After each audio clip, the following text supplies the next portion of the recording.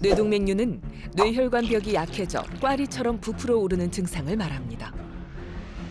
혈류 흐름이 많은 교차 지점이나 동맥이 갈라지는 곳에 주로 생기는데요.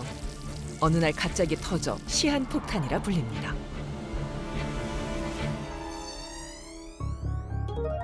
그런데 최근 뇌동맥류 환자 발병률이 증가하고 있습니다. 그 이유는 무엇 때문일까요? 조기 검진 시스템이 발달하고 뇌 영상도 저희들이 많이 촬영해보는 그런 시대에 와 있습니다. 그래서 동맥류 환자가 증가한다기보다는 그런 검진 시스템을 통해서 발견되는 동맥류, 조기에 발견되는 동맥류가 많아진다.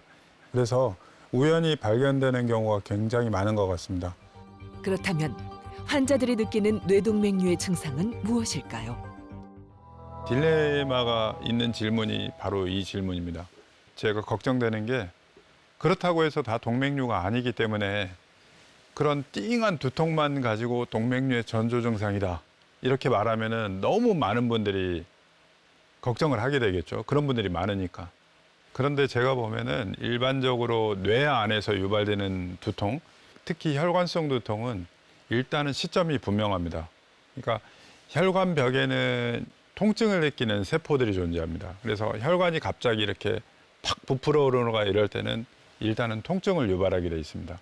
전체적으로 띵하다든지 아니면 시점이 분명한 두통이 있는 경우는 한번 혈관성 두통을 꼭 생각을 해봐야 되고, 오히려 왼쪽 머리가 아파요 이렇게 해서 저한테 오시잖아요.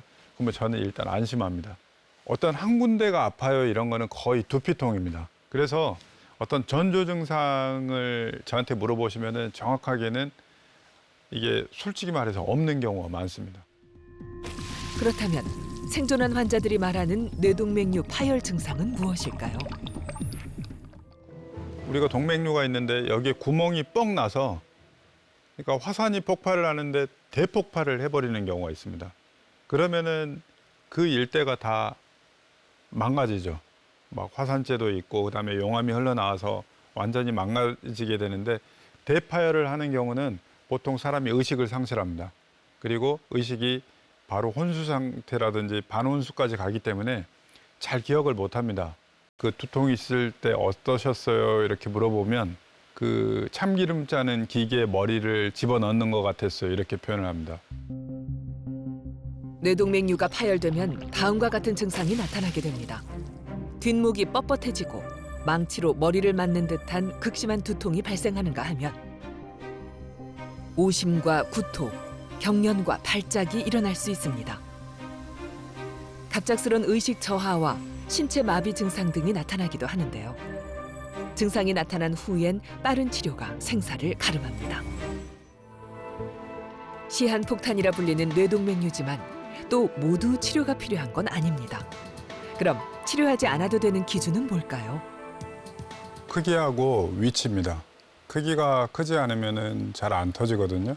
그렇지만 그 크기랑은 상관없이 또 어떤 곳은 같은 크기여도 잘 터지는 위치가 있고, 그렇기 때문에 크기를 먼저 보고 두 번째는 위치를 봅니다. 그 뇌로 가는 동맥은 경동맥에서 시작돼서 뇌까지 이르거든요. 그러면은 필연적으로 이 두개강, 그러니까 해골이죠. 해골의 저부를 이렇게 뚫고 지나갑니다.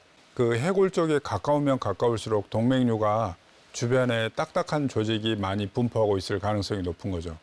그래서 동맥류가 있더라도 주변에 보호막이 많은 경우는 치료를 안 할 수 있는 겁니다.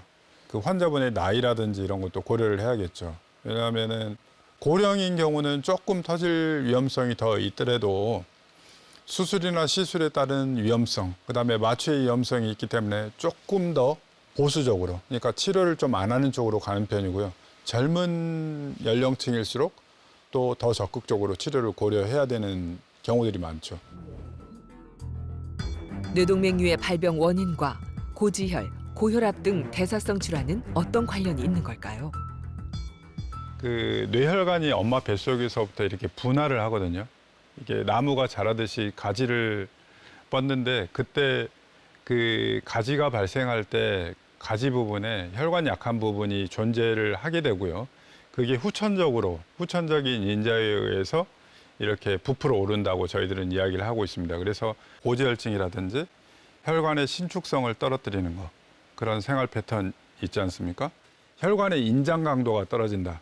그러니까 초기 압력에는 혈관 딱딱한 게 대응을 잘하는데 신축성이 떨어지기 때문에 혈관이 동맥경화 있는 데랑 아닌 데랑 비교차에 압력차가 존재하기 때문에 이쪽 부분이 터져버리는 거죠. 부풀어 오를 수 있고.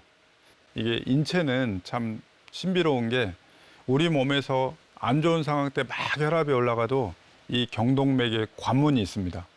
그래서 신체 혈압이 올라가도 이 관문에서 부교감 신경계를 활성화시켜 가지고 혈압을 낮추게 하려는 보호 기전이 있습니다.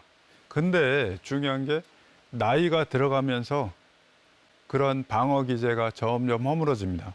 그래서 뇌출혈을 유발하게 되죠.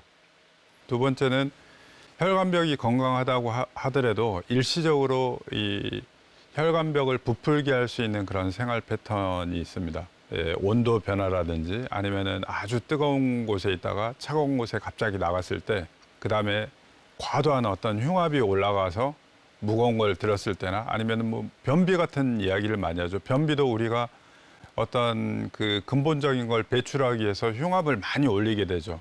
거기에 집중하다 보면 우리의 역치를 넘어서는 흉압을 주게 되고 이게 뇌압의 상승으로 이루어져서 동맥류가 부풀어 오릅니다.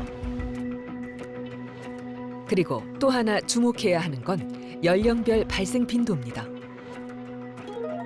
50대 이상 중장년층에서 발병률이 상승하는 만큼 뇌동맥류는 노화와도 관련이 있습니다. 돌연사의 위험을 부르는 뇌동맥류. 그 공포에서 벗어나기 위해선 무엇을 해야 할까요? 저는 무엇보다 중요한 게 식생활이라고 생각합니다. 그 혈관 건강에 좋은 거는 야채, 그다음에 동물성 지방을 배제한 그런 식생활 패턴, 좀 덜 짜게 드시고 좀 드라이하게 드시고, 그다음에 뭐 식물성 단백질, 콩단백질이라든지 이런 걸 드시면서 운동하고 좋은 음식, 이게 뇌혈관 건강에 가장 중요하다고 생각을 합니다. 자신도 모르게 터져버리는 뇌동맥류. 우리가 공포의 시한폭탄이라 부르기 전 뇌동맥류에 대한 위험을 미리 예방해 보는 건 어떨까요?